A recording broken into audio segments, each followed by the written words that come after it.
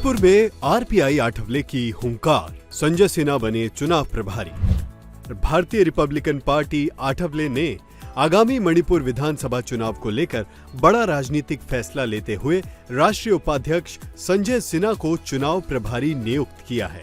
ये निर्णय पार्टी की राष्ट्रीय कार्यकारिणी की महत्वपूर्ण बैठक में लिया गया। इन्होंने पार्टी में 6 महीना पहले प्रवेश किया है और इनको ऑल इंडिया के वाइस प्रेसिडेंट पर हमने इनको अपॉइंट किया है।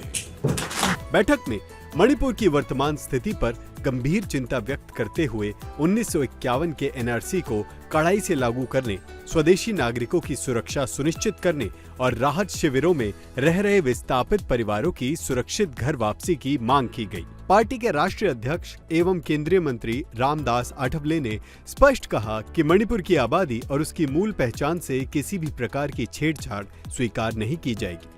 And therefore you are demanding that the NRC with base year 1951 immediately for the protection of Manipur and for the protection of India, the National Register of Citizens with 1951 as the base year must be implemented without any delay.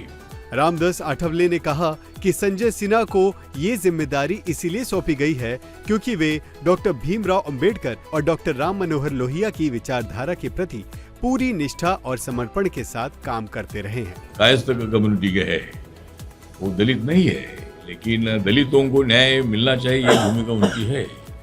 और बाबा साहब अम्बेडकर जी के विचारधारा का प्रभाव, राम मनोहर लोहिया जी के विचारधारा का जो socialist प्रभाव है इनके ऊपर है। और इन्होंने मतलब पार्टी में प्रवेश किया है।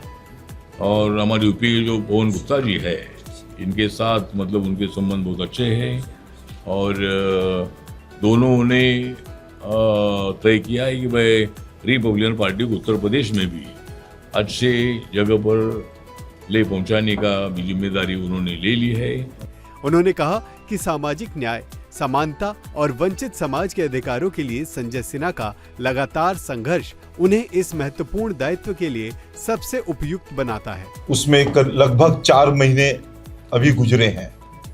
हमने साहब को एक वादा तो किया है कि ये जो 5 राज्यों के चुनाव हो रहे हैं, सबसे पहले हमारा विजन होगा पार्टी को नेशनलाइज कराना।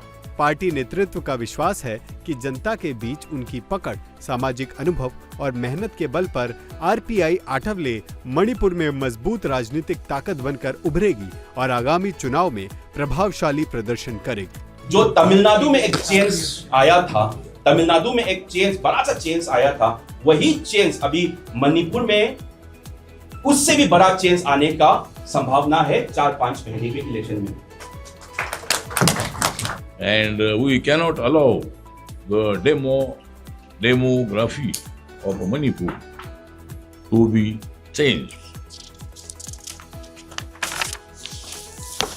The strict action against armed outfits which are attacking the indigenous people of Manipur and safety return of IDPs which are in relief camp.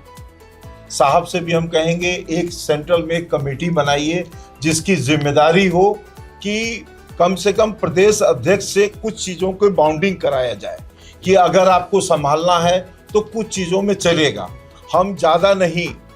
Manipur में अब ओपन मंच से बोलना तो मुझे अच्छा नहीं लगेगा, हम तन मन धन से मणिपुर में सपोर्ट करेंगे और गाड़ी में पेट्रोल डालने का काम करेंगे और उसमें साहब की रजामंदी लेते हुए करेंगे कि साहब क्योंकि हमें सब मिला के पार्टी बढ़ाना है। इस भारतवर्ष में सब कुछ संभव है।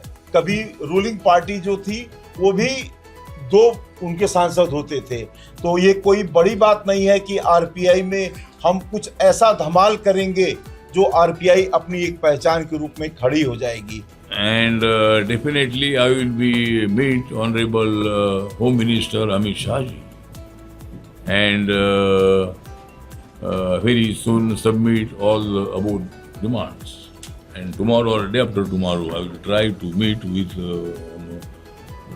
Home Minister Mahesh and definitely we will give these demands to Honorable Home Minister.